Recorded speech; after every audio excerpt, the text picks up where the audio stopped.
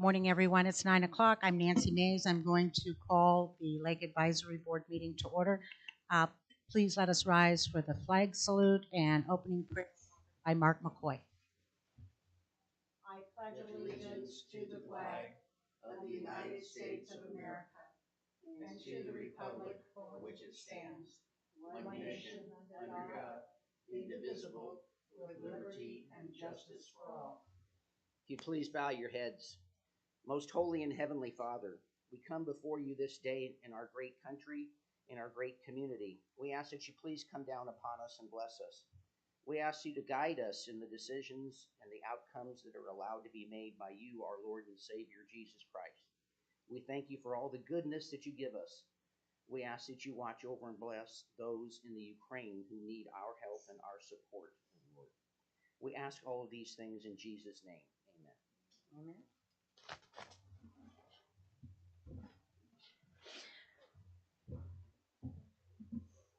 Diane, do you want to do roll call for me, please? Nancy Mays. Here. Dean Stryler. Shane Wood. Here. Deb McCoy. Here. Harold Martin. Shane Johnston. Here. David Stewart. All right. We're going to start with our safety update. Oh, I'm sorry, approval of minutes of last meeting. Everybody has those in there. Hopefully Rachel sent those out. Well, we did. They Okay. were sent out, but Okay. yeah. You that or I could run and copy them. You want me to copy them and you can look at them? Did anyone have, what were you able to get a copy of the minutes from last meeting, which were distributed? Okay. B, were there any changes or any issues with the minutes from last meeting? I would entertain a motion to accept. A motion? Looking for a second? Second.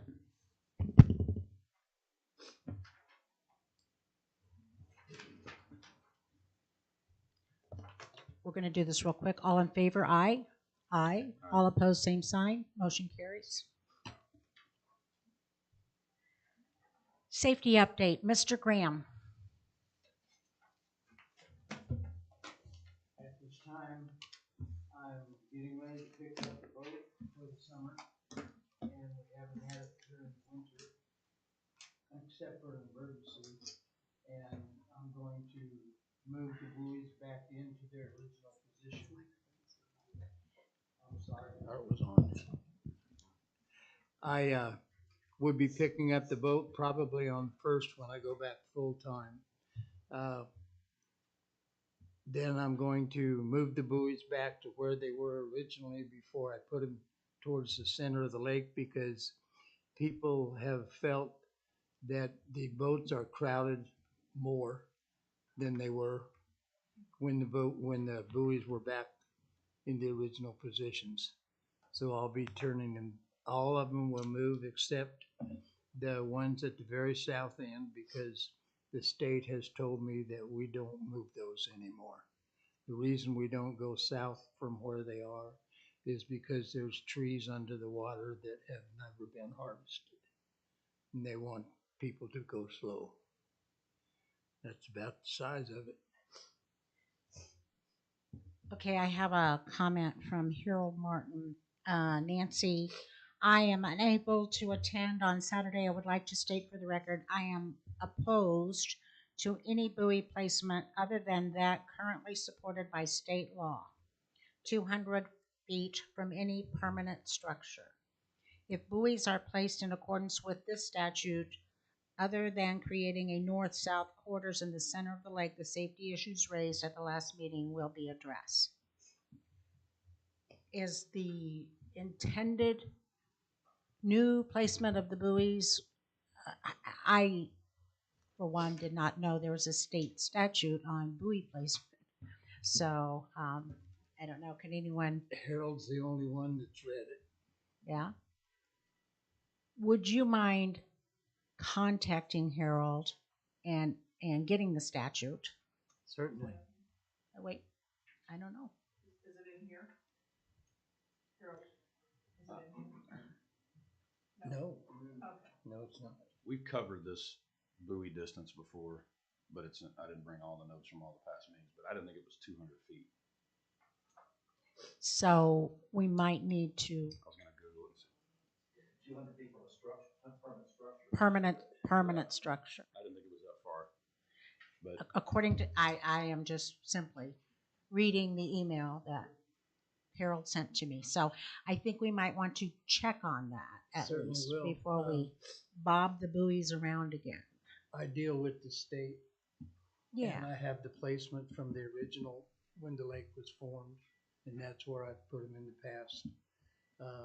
Harold is the only one that has found the 200 feet marker, and I will check with him. Yeah, just as check to to see where what it is. statute that's from. When I put his buoy out, he used his rangefinder to make sure it was 200 feet. And I shall ask to borrow that. No. I'm getting a text. Is the Zoom app set up? It's set up for them to call in. Okay. That It's- number I okay. gave you. It's not a conference, or it's not a Zoom, it's simply a conference call. Okay, I'm texting. Is there anyone on the line, by the way?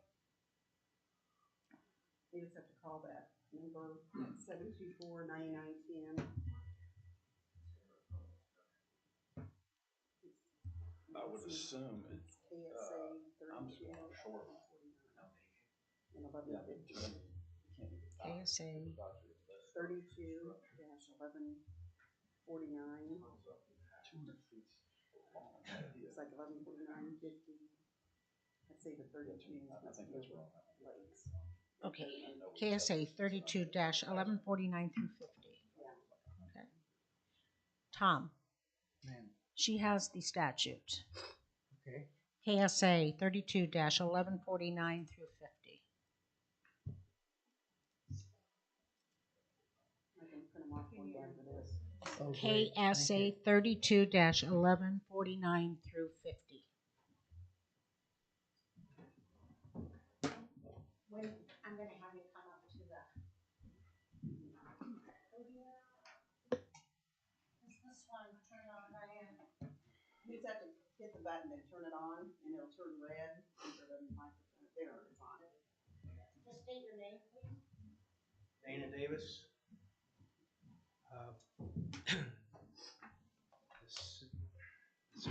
Okay, I don't know how it come about, but Lake Fort Scott was a public lake, but it became was a private lake, and it became a public lake when the Fish and Game got involved in the lake. So now the lake falls underneath the Kansas boating regulations, with I think she has them, and it's Coast Guard. The state of Kansas took the Coast Guard regulations, and so that's where the buoys and all that is. If you probably look at the Coast Guard regulations and everything, that's what this buoy setting is. Okay, thank you. We had buoys on the agenda for later in the meeting, but we're taking buoys now. So, is there anyone here? Let me just give a little background. The reason that the buoys were moved away and further out was because of all the concern with erosion and dock attacks from wake boats. So rather than, there was a lot of call from the constituency at the lake to ban the wake boats. Rather than doing that, we worked with John Eden, and he did a good deal of research on what's the appropriate length of water from a dock to abate the waves or wake that comes off the wake boats. And that's why Tom was directed by this committee to move the buoys out. But now the concern is that the buoys have created a surface area a bit too small for safe skiing, boating, lake boating, tubing, etc. So I'm hearing that Tom is going to move the buoys back, and I guess I'm asking, is that the direction this board wants to give Tom, is to move the buoys back in? I think that's open for discussion maybe before we just do that. Any comments from the audience on safe boating, or what do you guys, how do you feel about Shane?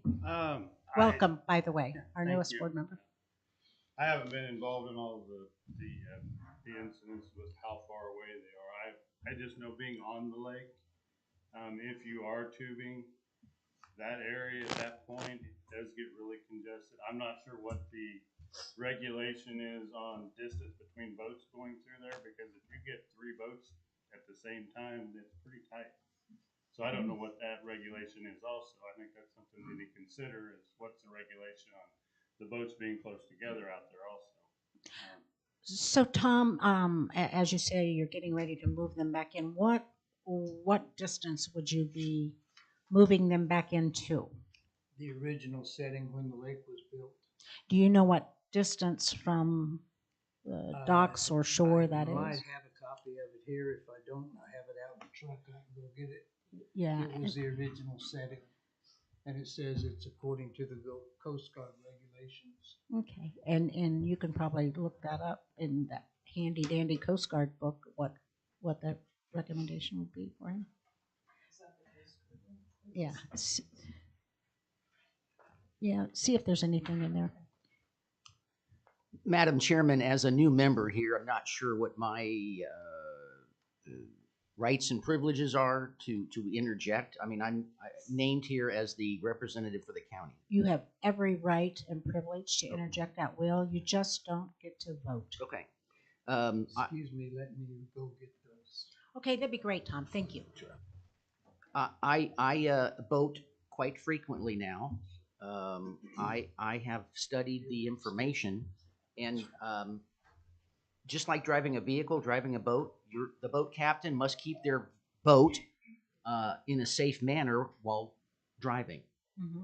You know, so the captain is in charge. If they're Move not that aware, back, guys. Move whether it it's a large open area or a tight area, they're unaware. So I do have 4 or 5 kids in my boat. My boat is rated for 10 people. I'll have 4 or 5 tubers with me. I have a flag. I notice a lot of people do not have flags. By the way, I also assist Tom. I'm a volunteer with him on the lake group. What's our official title? Lake Volunteers. You know, safety is the responsibility of the captain and the boaters. I think we should table moving the buoys at this point till further research is done. That would be my personal opinion, because I think we need clarification. The Coast Guard, the state of Kansas has regulations, and you know, if I don't like it, I could probably appeal it to a state senator or state representative. But if the speed limit is 30 miles an hour on the street, I'm supposed to follow the 30 miles an hour. And if the state and the Coast Guard are suggesting, I'm sorry, I don't think it's called a suggestion. I think it's called a rule, a regulation, or a standard. And therefore, if it's 100, it's 100. If it's 200, it's 200. And I completely agree on the boating in regards to the reference to the docks. I have been allowed by a good friend to keep my boat at a dock. Last year, my boat ripped 3 cleats off of his dock. Thank God it wasn't the other way around, ripping 3 cleats off of my boat. Yeah. But while leaving the boat there for a period of 4 weeks, I ripped 3 cleats off of his dock. Comically, that's a statement of how well his dock is, but also the wakes. And I need to pay further attention to YouTube on how to more properly secure my boat fore and aft. But it is an issue, but that's the right and privilege of you folks living on the lake. I don't live on there, but I do use it a lot. So I like the lake. I appreciate the lake, and I will be out there more this year than last year. So that's my opinion. Thank you, Mark. And I think it's important to have an opinion from someone who uses the lake, but yet is not. Yes, sure.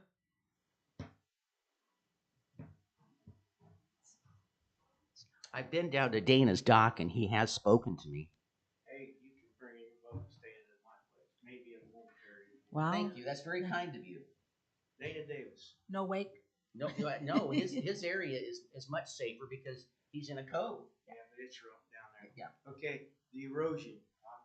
I haven't come to any of these meetings before. That's the erosion is not only above the water, but it's below the water. And my retaining wall has fallen apart because of the erosion. And right now, you can walk out.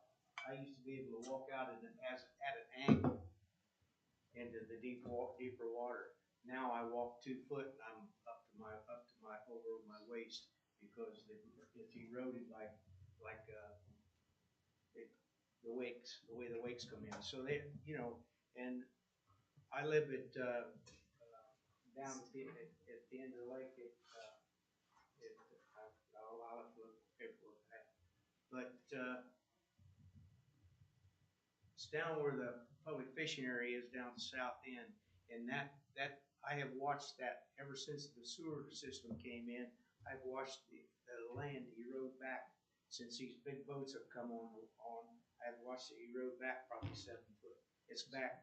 It used to have about 7 foot of land from the drive that used to go that's down there. Now it's right up against it. So if you all do whatever you want to, it's the public lake. Have at it. Yeah, it's really a tough one. You know, crowding on the water, which is a concern for all of us, I think, and versus having your docks beat up and your land eroded. Yes, sir. Please state your name. Hi, Vince. Good. Couple things, just observations. One, there's people who live on the lake who've been there for a long time, and they ignore wherever the buoys are going to be, and they will continue to buzz docks at 6 o'clock in the morning because that's when they want to go when the water's nice and calm. The buoys weren't there when they built, and that's something we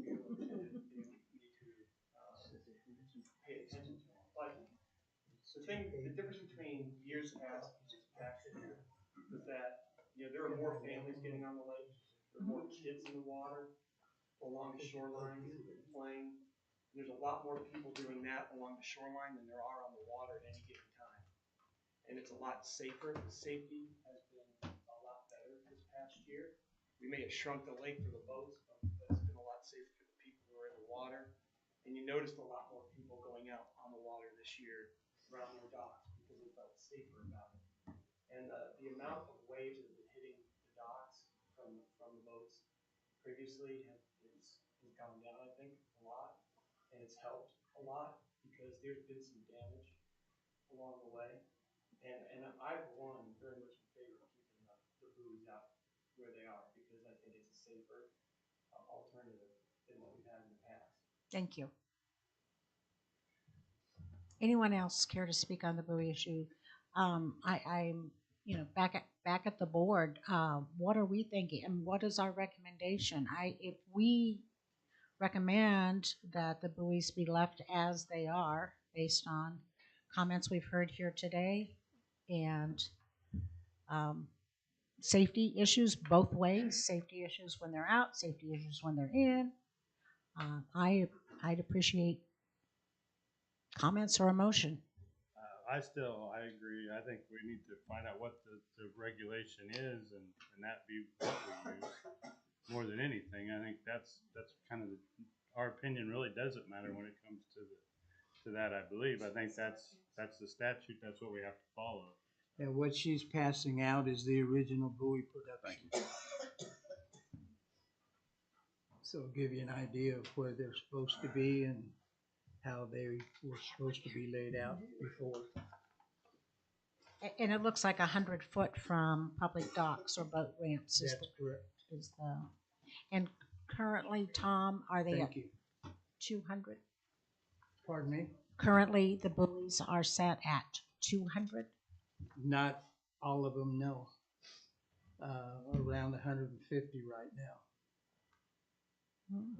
And this was when the lake was originally built, right? Yes, ma'am. And so I think, as Mr. Lafredo mentioned, things have changed, probably since it was built, with all the water activities, both on the surface and around the docks and the play around the docks. So Janie, go ahead. Hi, I'm Shane Color. I've been at the lake for 40 some years. Grew up out there and trying to spend more time down there, down here. And I would like to see us go back to the original buoy plan. It's nice to have space when you have kids out there. You got jet skis, you got speedboats, you got wakeboards. There's a lot going on and a lot more danger getting boats together at a high speed that can cause some a death or a major accident. So, like to see us stick with the original plan. This is the plan I grew up with. It seemed to work out great for a long time, and 100 feet seems reasonable. Yeah, I think it did work out great for a long time.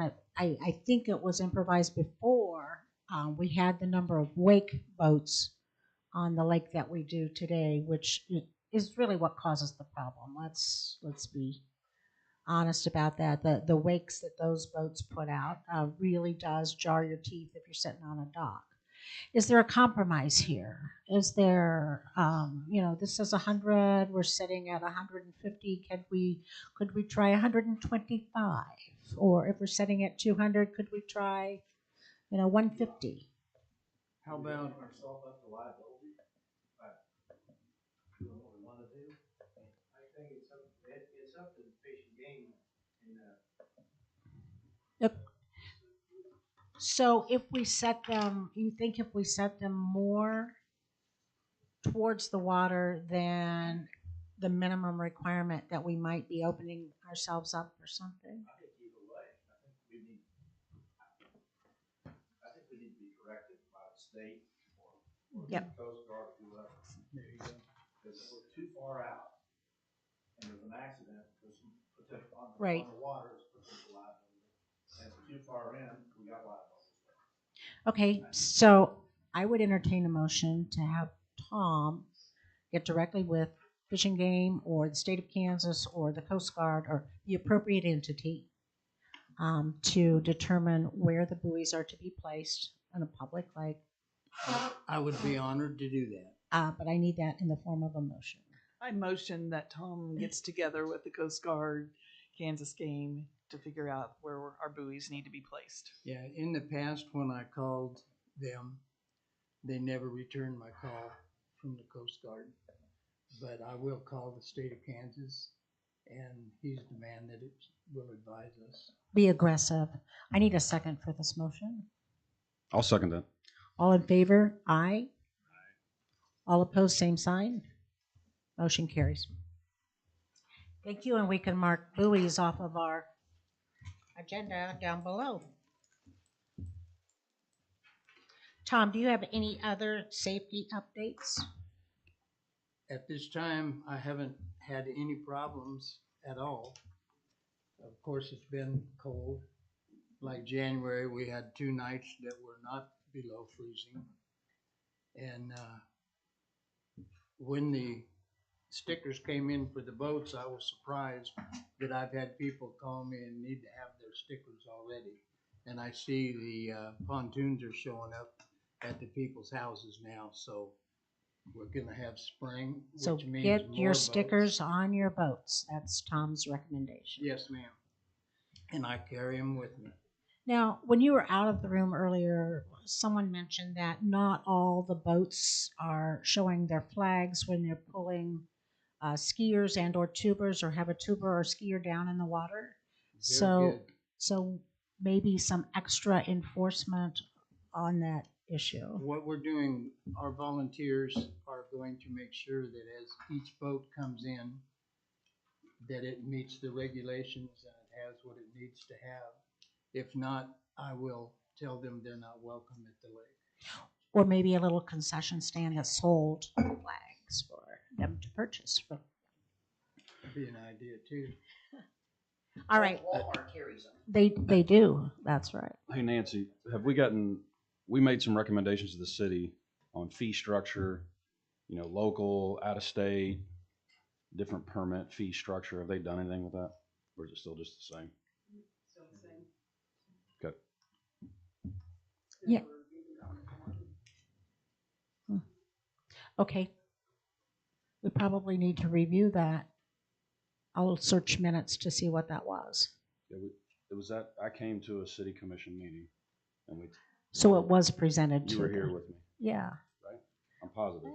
And we talked about a different fee structure for city of Fort Scott residents, out of state Oh, people, for boating. City for- residents versus out of state or out of county people. Again, going back to trying to create some revenue Revenue. generation. Mhm. And, you know, we're talking about people starting to come and get permits and everything else. I was just curious if anything was done. Yeah, and unfortunately, probably a little late to start that this year, but we'll Okay. remind them again next year. Our next item of business is to, which I'm remiss in that we didn't do last meeting, is to elect a vice chairman for this group as someone who can be here in my absence. Do I have any nominations from the committee? Deb McCoy. I nominate you, Shane. And I Bob. nominate We all know Shane. I'm hit and miss on getting her in person. And Becca, yeah. I would second Shane's nomination of Deb. Shane's nomination of Deb. She is. She's already been a great help to me in the research that she does and the information that she brings. And so I have a motion and a second. All in favor? Aye. Aye. All opposed? Same sign. Motion carries. Congratulations, Deb. Sorry, Deb. We're sorry. Yeah. Point of clarification, Madam Chairman. Mrs. McCoy and I are no relationship. Just wanted to make sure Doesn't people wanna knew claim that. Well, no, my So- wife would be very pleased if I made sure that was very clear. But no, I mean, we have the same great last name and actually come from a different area of the country, which is a coincidence, but we're Yeah. Jeff and him are both from California. yes, yeah. Please don't hold that against us. So no, just to have the group understand, no nepotism here. It's just she was talking. Okay, got it. Thank you. Thanks for that clarification, Mr. McCoy. All right. The main purpose of this meeting today, and we've been trying to get together, and I can't thank the Smart Growth Committee enough for your work and for being here. And so I have distributed, and if you don't have any, let me know, or haven't, the phase 1 program from your work.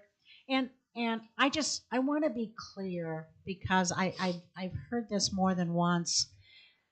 The Smart Growth Committee never recommended 70 campsites in phase 1 of the improvement to the park.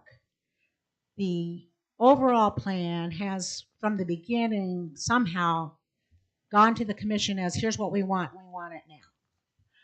Not so.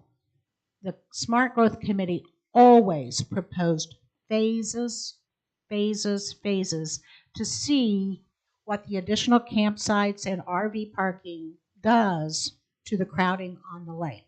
That's always been their concern.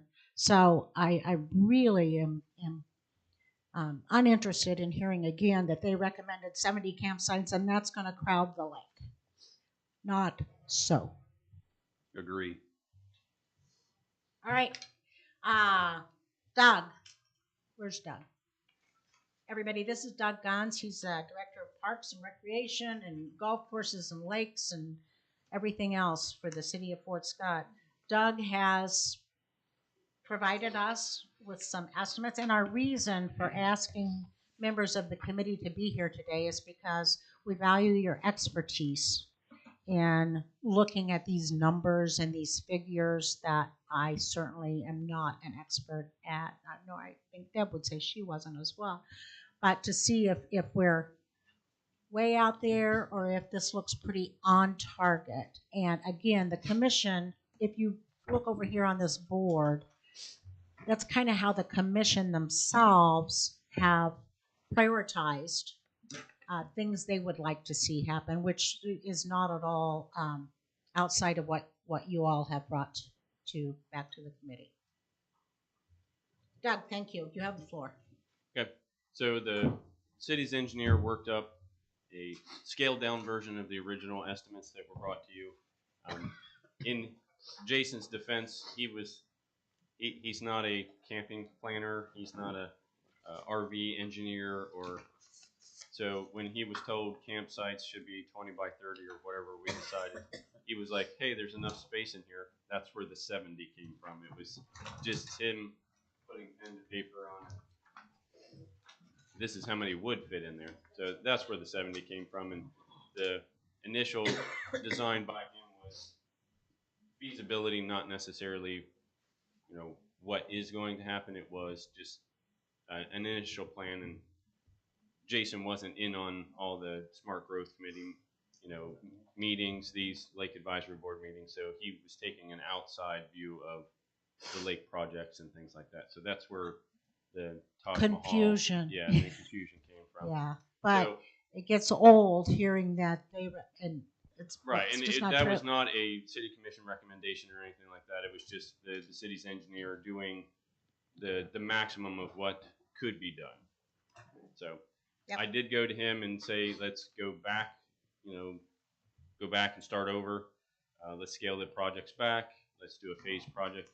Like I met with the Smart Growth Committee and we talked about it, and I think this new plan is more in line with what we had spoke about and bringing it to you. Now, the numbers that Jason, the engineer, came up with are just estimates.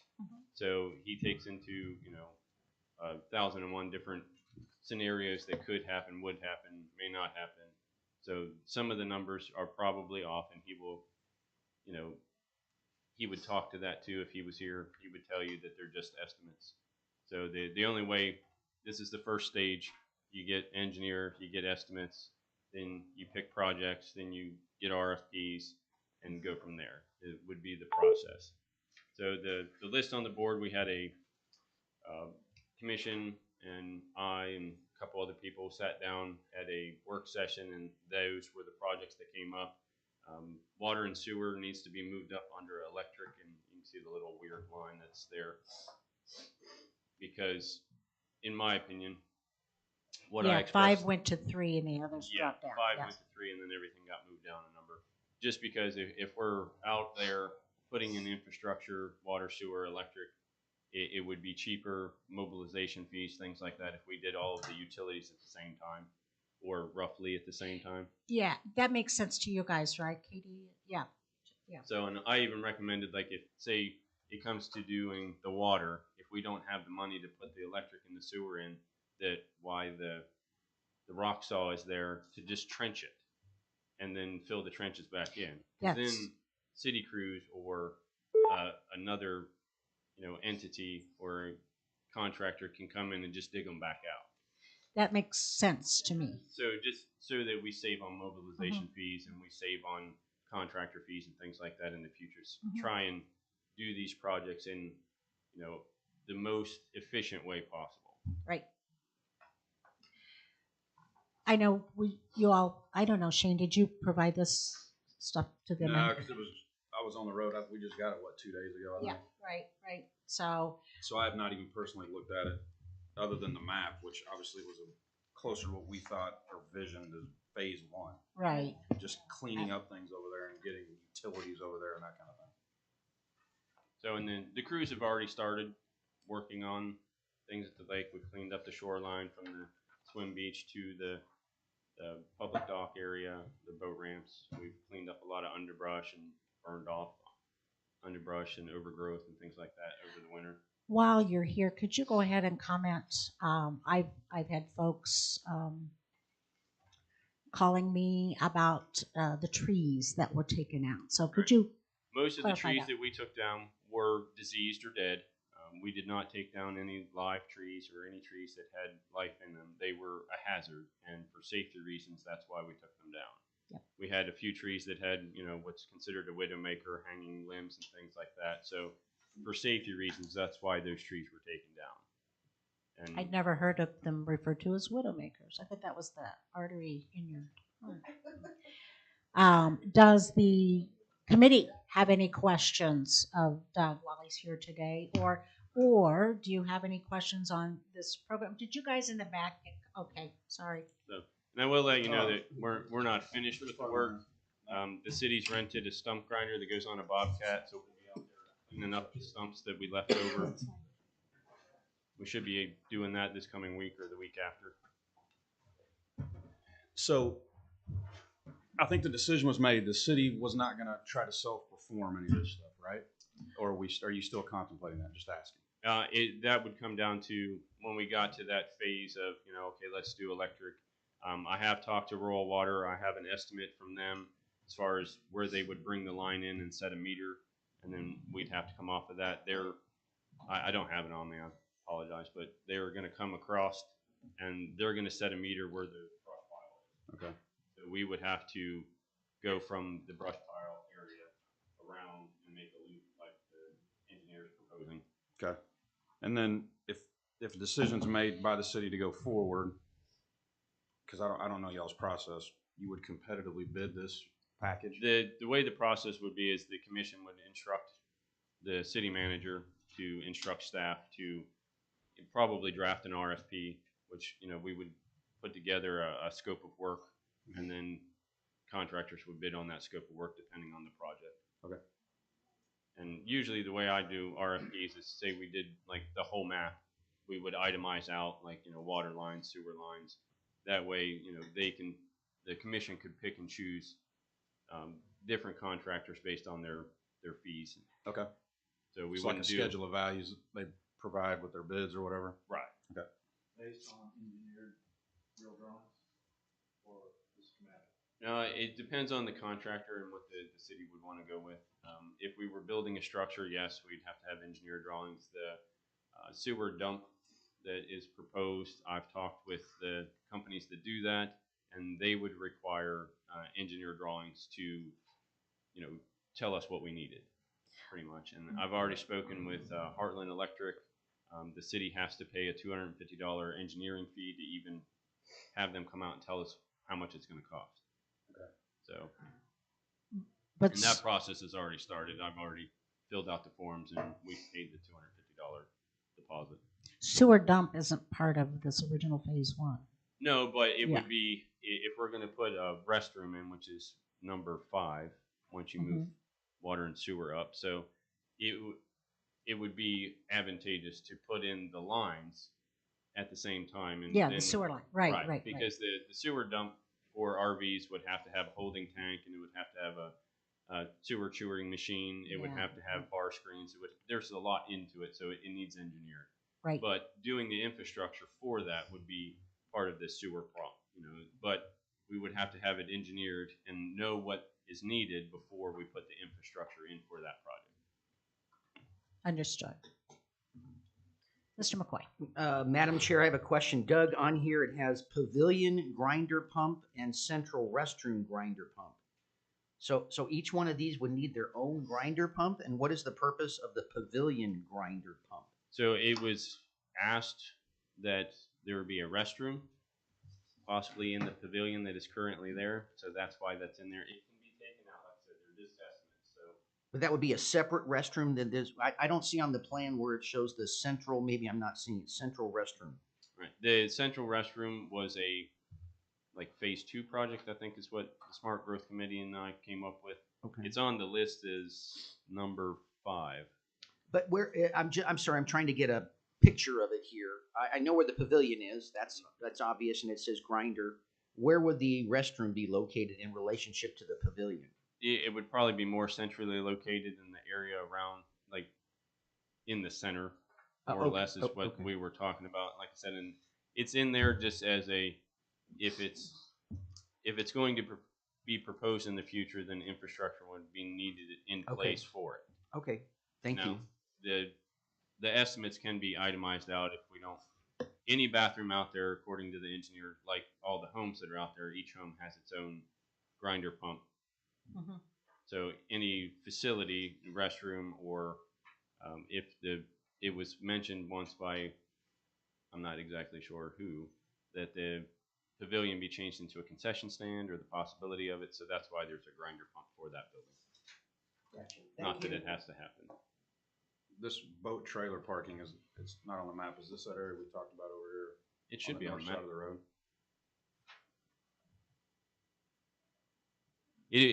That is on the engineer's plan. I think it got cut off of that picture. But yeah, it's You the, guys know what we're talking. We talked about when you come up the hill, right to the right on the north side of that main road. We're Yeah. still talking about, Mhm.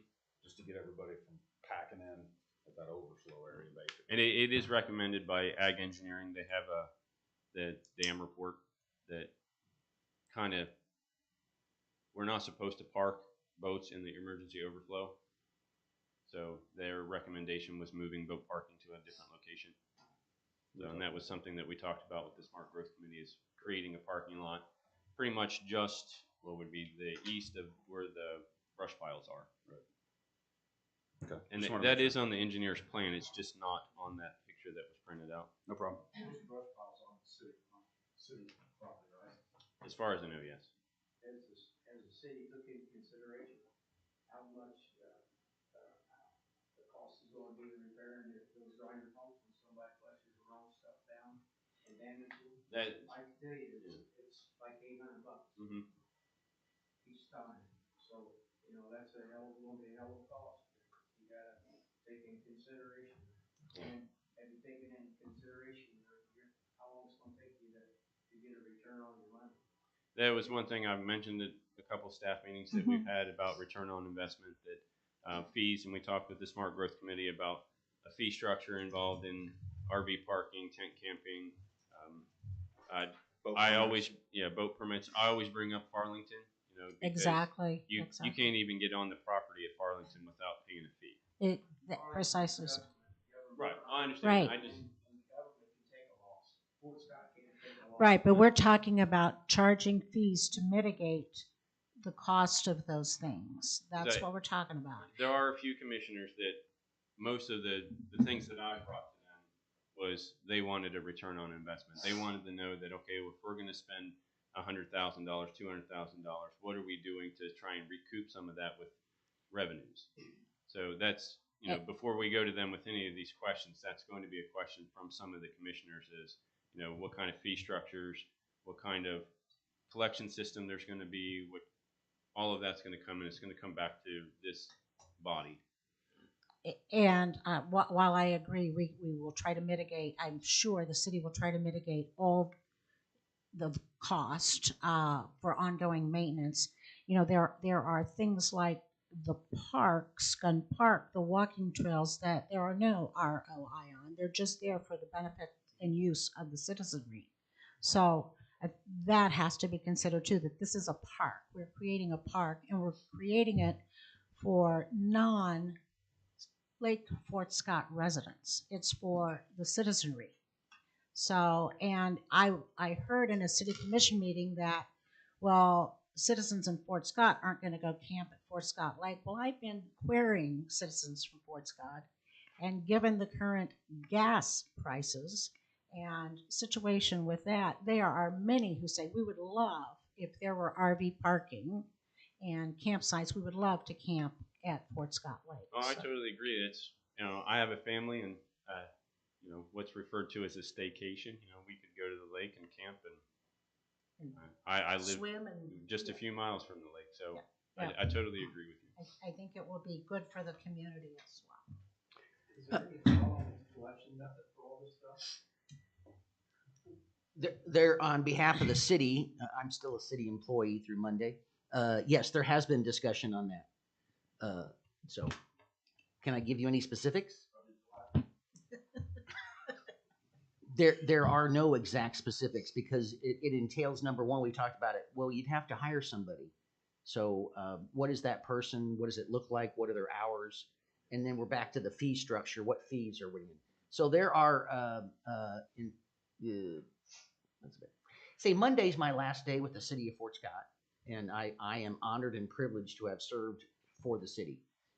There are commissioners that wish to impose some fees, some don't want to. Some are afraid of raising fees because they feel it affects the citizens.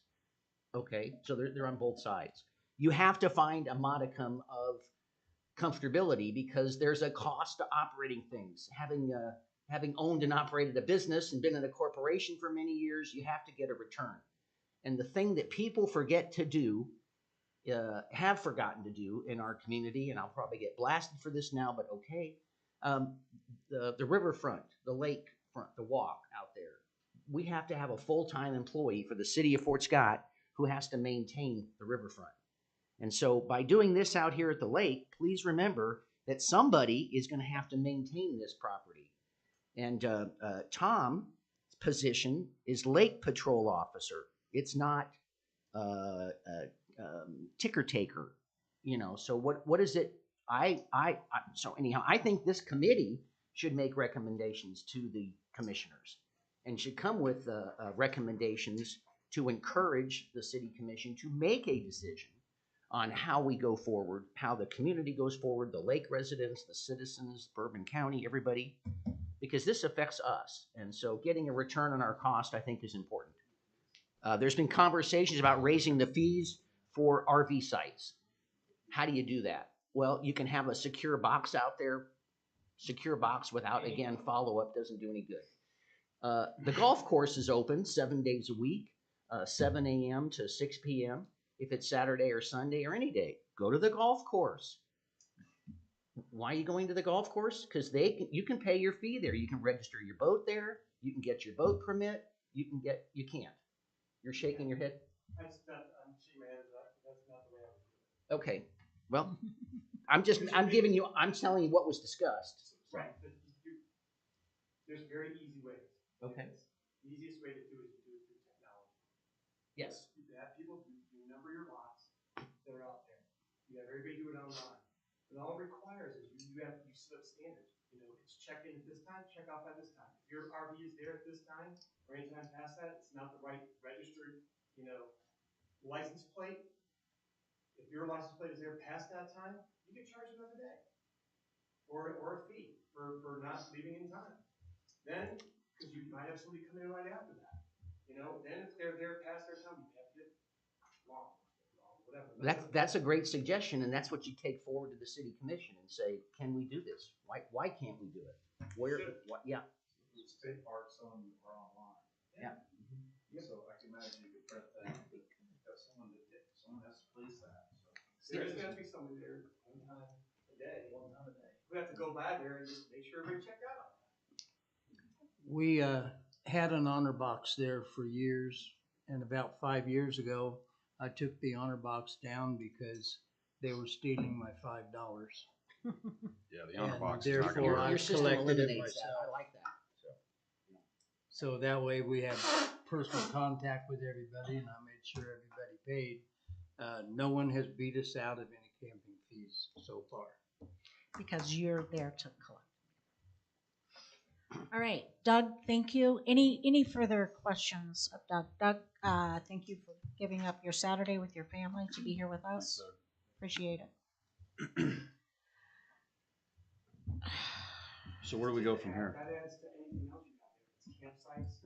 You want to rent a campsite. Anything you want to do to return your investment. A lot of states, as Katie was pointing out, have already got these things online. I mean, this isn't rocket surgery. We can figure this out actually rather quickly.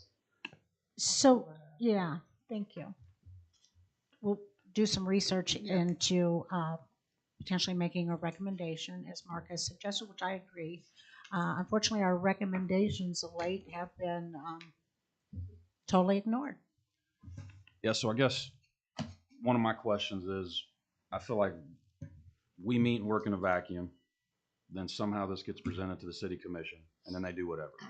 And we have no idea what they're doing, where they're When headed, they're doing it. if they're hearing our ideas, if they're pro-con. So when are we actually going to get together with the city commission where we can give them ideas on how to do things and then see what they got to say? We can absolutely request a meeting with the city commission. 'Cause I feel like there's a huge disconnect. Yeah, I agree. Going back to your original point of, is this the same lake board that gave me $5 million worth of improvements that need to be made at the lake? Yeah. That's a total disconnect in communication. Absolutely, and I've heard it way too many times. So, Is There is a rumor that I heard that when they have sold a lot at Lake Fort Scott, the city, that there's a debate on where the money is going to be spent. It was my understanding that this committee recommended that the money from the lot sales at the lake would go to the lake improvements. I don't know anything past the rumor. That was, It, it is going there. There Okay. was, there what? There was a resolution. That they are gonna do it to the city. Good Yes, deal. yes. Thank you. The other thing that was supposed to happen. Right now, that's where they're going. But I think what Tom's talking about is that right now, there was a resolution created and there was a lake fund. And the commission agreed that the money from the first 4 lots sold would go into the lake fund. But now that is just totally up for grabs again. This gentleman said at the meeting of the city that they have said that's exactly what they're going to do. I'm sorry? They endorsed this paying at the lake for the money from the lake lot sold. Is that correct? Yeah, yes, well, at least when the city, the commission meetings that I went to, that was all passed. I don't know why all of a sudden that blew up or how that was taken off the table. Because that's really Well, what it was. Mark, you were around at the time, but it was for the first 4 lots. That's The that was- city commissioners voted at a meeting, and all of the funds from the sale of the 4 lots has gone into a special fund. It must be voted on how that money is spent, and it is to be spent at the lake. Now, that is the current situation. That's the position. That's exactly what was said.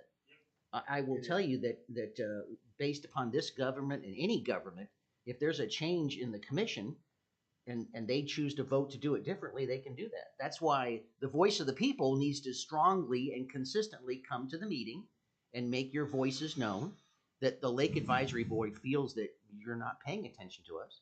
And we feel that we have value to add to what you're doing. And I am here as a representative of the Lake Board to reinforce with you our position is X, Y, and Z. We've asked for this to be done. I'm asking you, commissioners, where are we on the fees? I'm asking you, commissioners, where are we in this? You know, you either get on the commission agenda or you speak under public comments. I highly suggest you get on the commission agenda. And to do that, you call in to the the city clerk. And what you do is you say, I want to be on the agenda.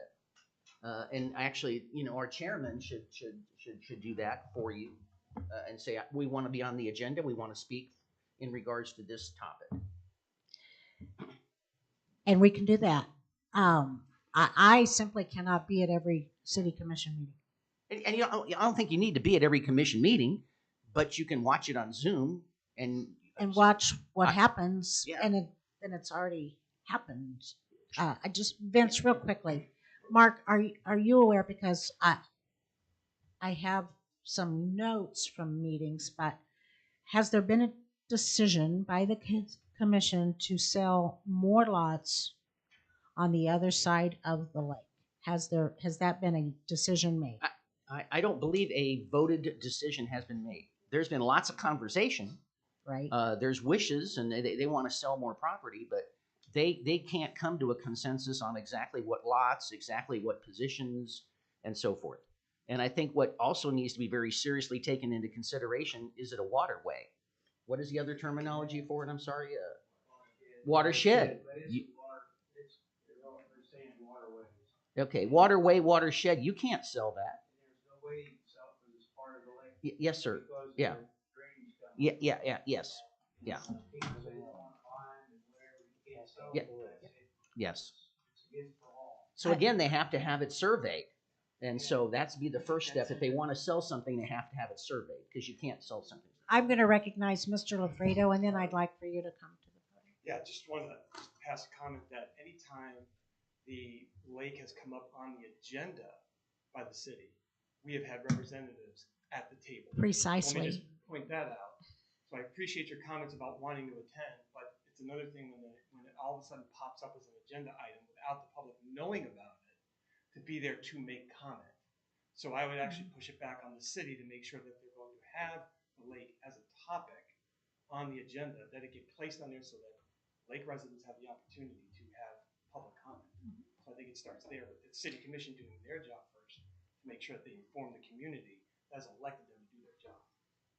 Thank you. Yes. And then secondly, I was there also when this committee was formed to have this voice and the expectation of having a city commissioner be the liaison to this committee to make sure that so that their voice is heard both ways that everybody's talking about. I asked a question: where's the city liaison today? So there has to be respect going both ways. It can't just be the city commissioners doing whatever they want, whenever they want, and not hearing the voice of the people. As we talk about the voice of the people.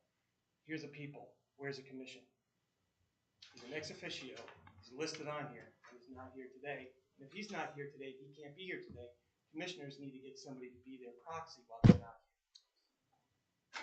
here. Vince, thank you very much for that. And actually, I have had two of the board members comment to me, if our advice from an advisory board standpoint is being ignored, why am I wasting my time? I think we all feel like that. I have these lofty goals to keep my meetings under an hour. So if you could help me respect that, I'd appreciate it. Okay, I don't really want to get involved in all this, but I'm an old guy. I don't, but I've got the information. My place is lot 1, block W2, Lake Fort Scott, it's on the west side. I've got all the abstract to my property. It starts back in 1868. It tells who bought, who sold, who bought, who sold, who bought, who sold, who bought, who sold. Okay, it states in here, and that Fort Scott condemned all this land, about 817 acres out there to build this lake. Condemned land is eminent domain land. It means it's for public use only. So how did Fort Scott, Kansas sell eminent domain land? Because the way it looks, us people out at the lake, we don't own our property because it's condemned land. And an older guy told me that Fort Scott, Kansas knew that they made a mistake, and they said they wasn't going to sell any more property because of this condemned land. Okay, you all write this down. This is a case number, 18062. It was October. Is that Kansas law? No, this is a case number in Bourbon County. Okay, Bourbon County Court. Okay. Bourbon County. No, what case number? 18062. And it's October 8, 1957.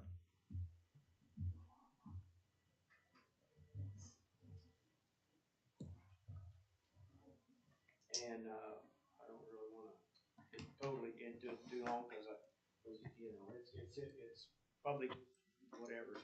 But there's 11 tracks here that they condemned, and it adds up to 800 about 817 acres. So that pretty much takes up the whole thing. So So you're questioning, just to get us back, you're questioning whether the city has a legal right to sell condemned property. I mean, do they have a right to sell? They have a right to sell condemned land. I don't think they do. I don't think you can sell condemned land.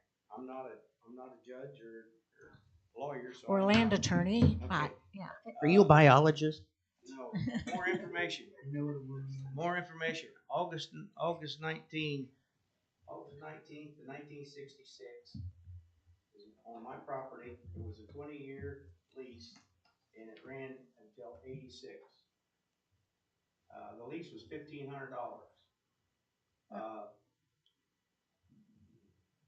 Earl Whittle, it don't make any difference who bought it, but he bought it, before the lease was up, the city decided to sell it July 22nd, 1981.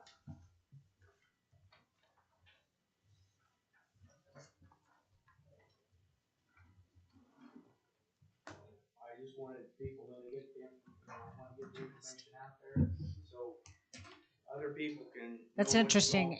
It's something we might need to take a look at some point in time. Because I don't think, I'm going to do a little bit more checking, but it's. Thank you. Thank you very much for that. I have another item. I think this was mentioned at our last meeting that we need, Tom needs additional help on holiday weekends. So how would this committee like to best address that? Do we um, ask the commission to assign additional, and some talk was about the school resource officer, but Travis said whoever they get has to be able to drive a boat and swim, so that was limiting in some regards. Um, so is that, I guess if I could have that in the form of a motion, I'm sorry, I don't mean to ramble, that we are asking the city for additional support on the water for holiday weekends. And if we need to define that, I would say Memorial Day, 4th of July, and Labor Day.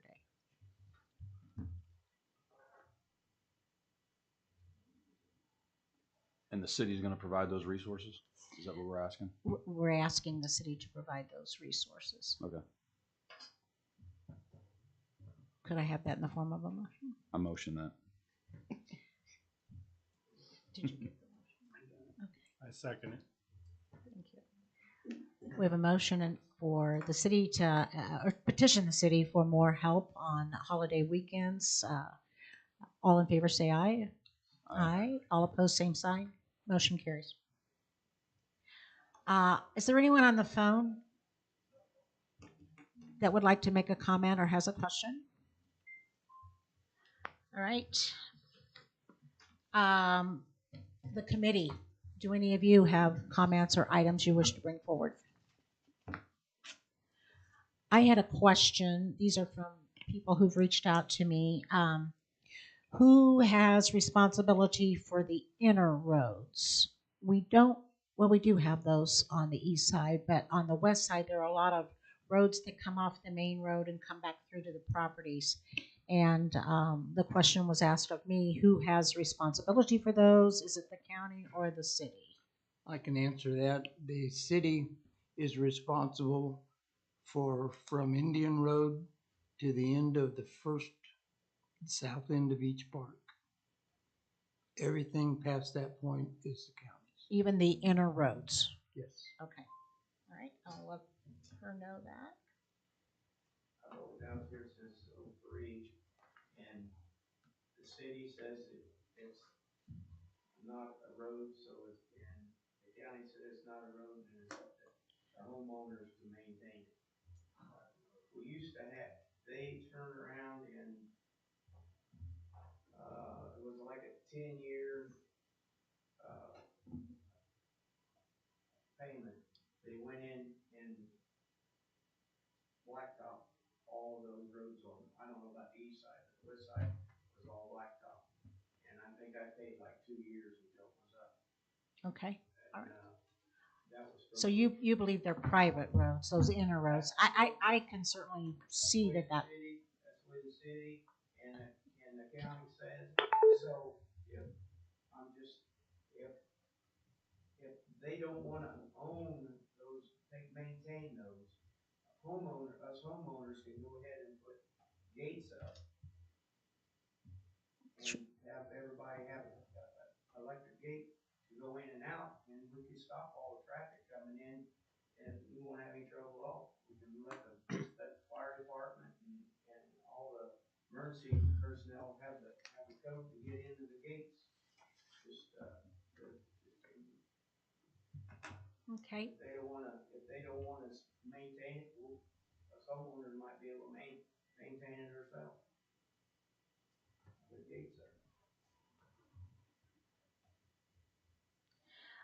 This was brought to me just prior to the meeting. It's from the Fort Scott Fire Department, and um, they presented this to the city of Fort Scott. And I'm sorry, I haven't had a chance to read this, but they are proposing fees for those in township areas. ISO ratings could be lowered, they say, with automatic fire response in place. Our wish at the fire department is to create a resolution for these funds to where the revenue obtained from this agreement goes into the fire department budget. So this is something that is currently being looked at by the city of Fort Scott. Again, they are asking for fees for taking calls out into the townships, and I guess the lake would be considered townships. The proposed fees here looks to be maybe $150 annual. Just want to bring that forward. Is there any action? To me, I don't believe there's any action we need to take, but it's FYI information. Sure. We currently pay that $150 frontage fee to the city. Yeah. If we paid $150 for the fire department, that means that we will have a fire department in our area, so our insurance will be. It doesn't mean there'll be a fire. You mean a fire station? No, they said that they're going to be taking care of us. No, I don't think they would be taking care of us. I don't think that's what this means. I think it means when they respond. Oh, when they respond. Yeah, and they do respond. I've been witness to that. They do respond. Yeah. So my understanding is that if I, as a property owner, so Dana, if you were to choose, this is optional. If you were to choose to sign up for this, then the Fort Scott Fire Department, if a fire call went out at your house, they would report to your house. But And- would it be a choice? I didn't read it. Yes. Yeah, Oh, oh, it would yes, be a it's choice. optional. Okay. This is not mandatory. No, this is if you as a private homeowner wish to have the fire service report to you, and they do believe, so call Mike Miles for further information. They do believe that it could help improve your ISO. Because right now you got to be within 5 miles. Yes. 6 miles. Yes, of a fire Right. station. I think it's 5, but yeah, And the gate to the airport is just at 6 miles. yeah. Okay, so some just FYI on that. I have one other complaint which came to me, and that is the use of the east side entryway behind the sign. A as a twirly gig for the snow, but B as a play area, a rugby area for the school, the boys' school. Um, I I don't know how we feel about that. It does the grass there certainly shows the effort of the play on that. Is there anything of concern enough that we need to address that with the school? Charge them something. It's another revenue generator. There's okay, it could be $25 per use. I Vince. think they were trying to use that to get their own field established. I don't think it was for permanent use. I think they're trying to get their own Well, field established. they use it when it's muddy. Their own field is muddy, is the situation when they can't, because they did get their field established and they play over there most all the time. But when it's muddy, they move over to here when it's muddy. So, and that's Yes, Yeah, I think they started, it has now. they started too soon on that field is what happened. And that's what I got from it. The grass really did get established. So they tried to move over and get off our area, but it was too soon. They muddied it up and then they went back. gotcha. Just let them look at grass. In the essence of being a good neighbor, we just say have fun. I know they volunteer a lot of services. Yeah, I was gonna say, those are good kids. I donated a sock on the way, that are sitting there over there. I'm fine with that, guys. We can donate it to the school. They could mow it. Yeah. That's.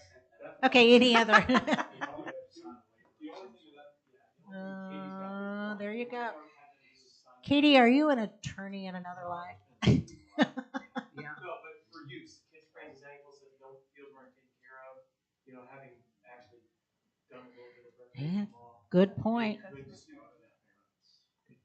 Good point. So you just, I Do would we just need have to- to sign up a waiver of use facility for land Is that a recommendation we need to make to the city? without a doubt. Okay. I need a motion. I motion that we, Each parent would have to do that.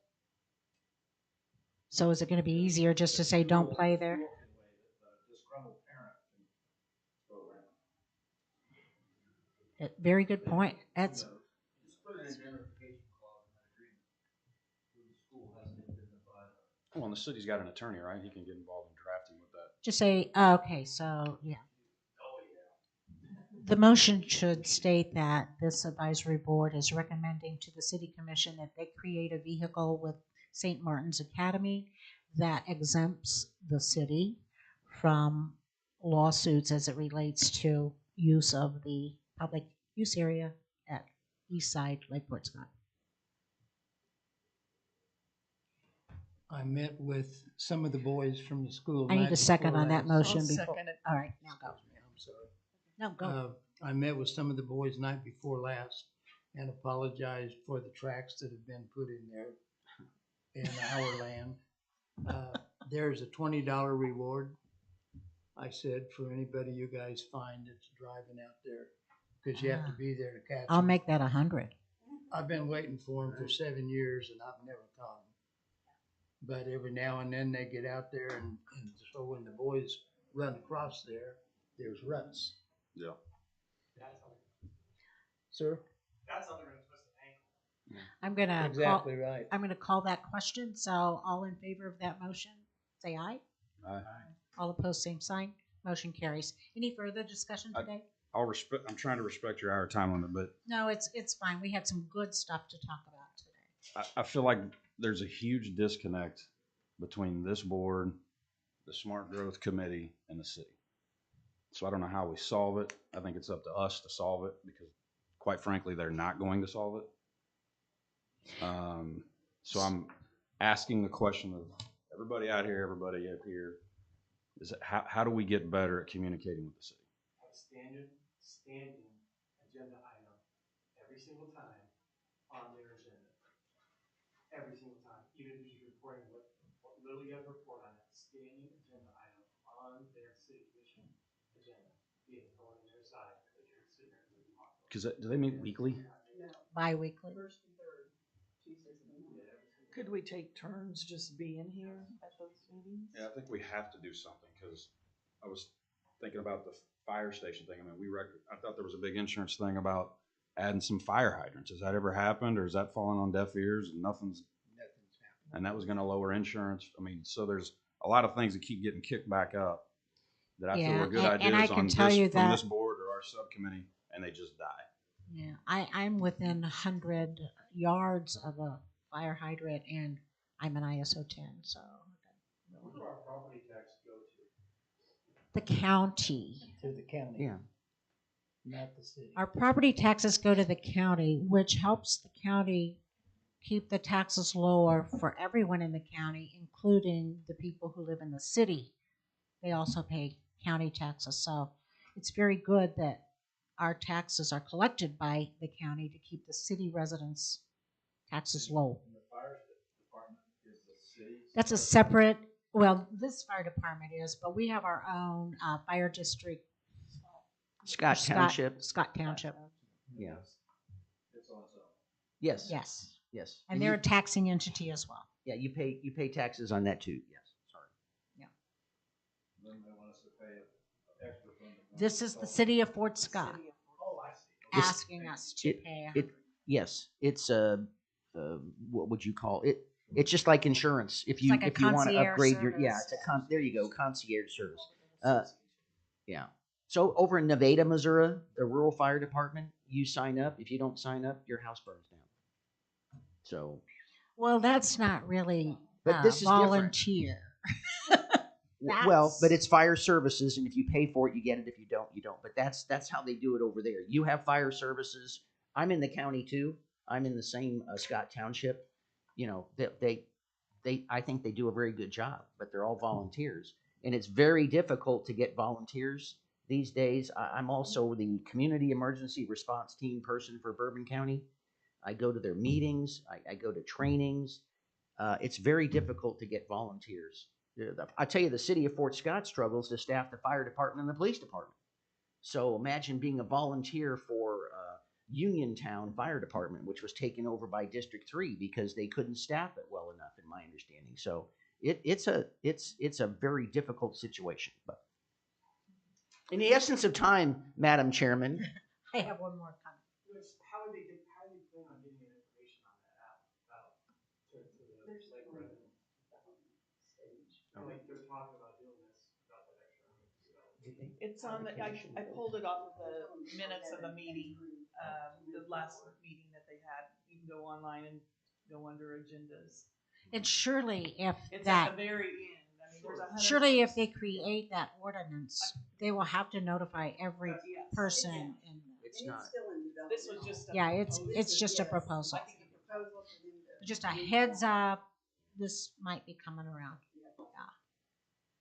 Yeah. And Shane, would you want to create a work session with? I have offered multiple times to create a work session with the city commission Okay, and well, our I will reach out to them. subcommittee to try to kick around ideas, whether it's for fees, development, and we have yet. Diane, would you take that back and ask the commission if we could, if they would give us some, and we will be at their, Could we have a joint meeting? whenever they say we'll do it, that's when we'll do it. And unfortunately, that usually means we can't all attend, but So can we add can we add ourselves as a standing agenda item on every city commission meeting? Is that possible? Do we want to do that? I think you can ask. Every other? I don't know. No body or no group can be a standard on there. That agenda is made by the city manager and the city commission. So you would have to ask them if you could be a standing. Personally, I would just suggest once a month because if they have two meetings, every other. we'd like to be on the first meeting or we'd like to be on the second meeting of the month. And then it's going to be up to us to figure out who's going to every one of those. Yeah, and if you have a different person, just my opinion, if a different person goes each time, that's gonna I be get up in confusing. front of them, and after a while, they don't even want to hear what I have to say. So, Yes, they do. Well, and I feel like there's so much turnover. and out of towners you're the best. Yes. Because yeah, I agree. I have attended every time.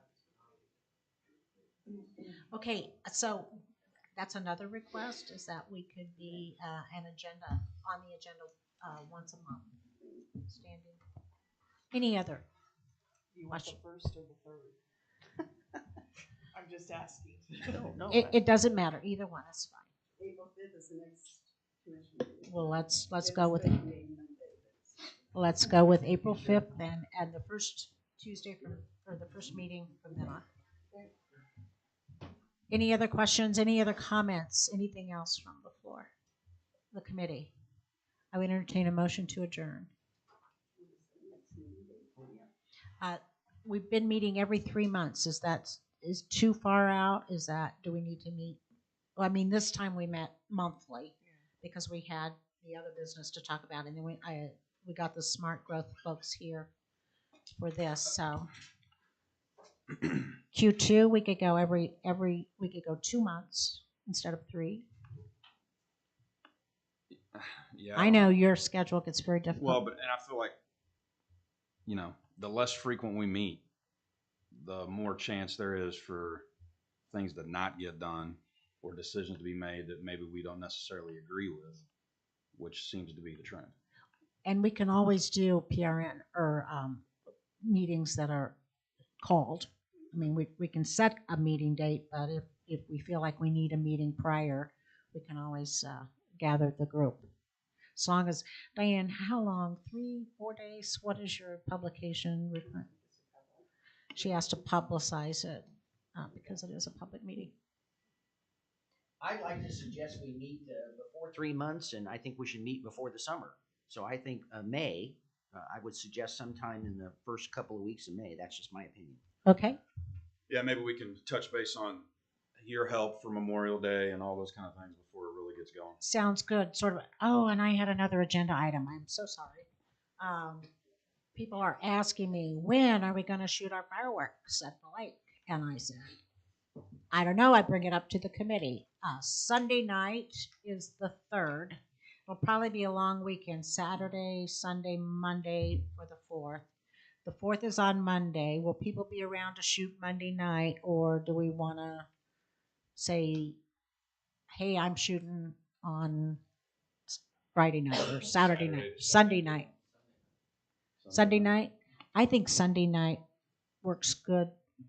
Okay, so the bulk of the folks, at least represented here today, are shooting their fireworks on the 3rd of July. All right.